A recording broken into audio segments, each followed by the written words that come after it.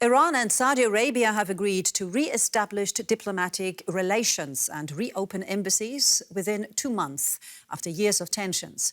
The surprise agreement was brokered by China, which hailed it as a victory for dialogue and peace. The restoration of ties offers hope for peace in Yemen, where Saudi Arabia has led a coalition against the Iranian-backed Houthis. After years of hostilities, Saudi Arabia and Iran announced they are re-establishing diplomatic and economic ties. The breakthrough was mediated by China.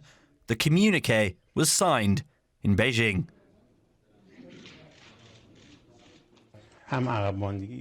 We hope that this new chapter will end the stalemate in relations of the last 7 years and lead to greater stability and safety in the region, as well as to more development and prosperity for the people. Tensions between the regional powers have threatened stability in the Persian Gulf. In 2016, relations were severed when Sunni-led Saudi Arabia executed a revered Shiite cleric. Protesters in Shiite-led Iran then attacked Saudi diplomatic missions.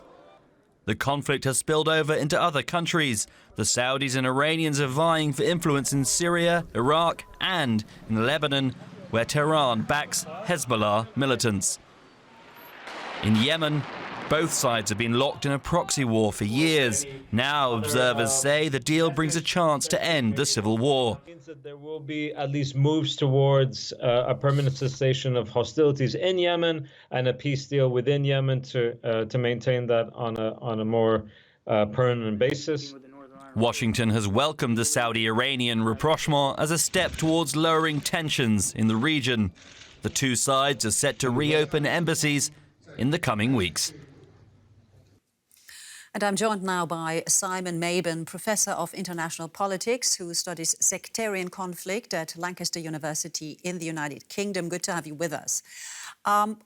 What would you say, what prompted this change of heart on both sides, Iran and Saudi Arabia, to soften their adversarial stance?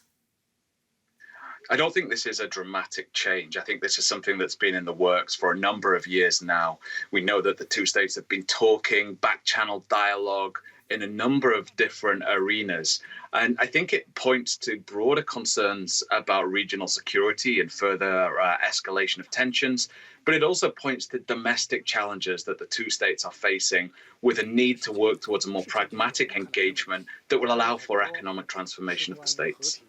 And how do you see China's role in this? How significant is China's role in reaching this agreement? And why is China taking on the role of peace, or at least in this case, deal maker?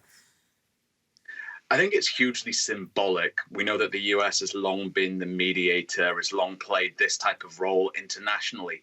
And for China to step up to the plate here, I think it shows how important the Persian Gulf is to China, who's got long relations with Iran and now has deepened its economic ties with Saudi Arabia. So China doesn't want to see a conflict. It realizes that it needs to try and improve relations.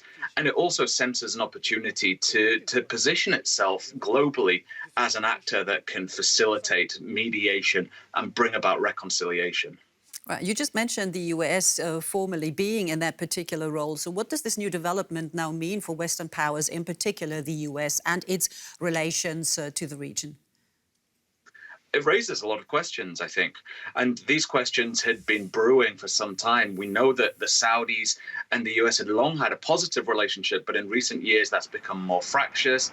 The Iranian-US relationship has long been fractious. So I think in the past, the US would have occupied this mediatory role, but now it sort of raises questions about the extent to which the US can take on this type of mediatory role and the extent to which the US wants to take on this mediatory role. And I think those are questions that will come to light in the coming months. And just briefly, if you would, what could this deal mean for the region itself? Is it really a step towards stability? I think it's a positive step because the Saudis and the Iranians have been embroiled in a rivalry that has taken on fractious components across the region. But, and this is a really important point, I think, it doesn't bring an end to all of the other points of conflict and division across the region. There are still local drivers of conflict in Lebanon, in Yemen, in Syria, and these will not be addressed by the broader diplomatic rapprochement between Riyadh and Tehran. All right, Simon Mabon, Professor of International Politics at Lancaster University's Richardson Institute. Thank you so much for your time. Thank you.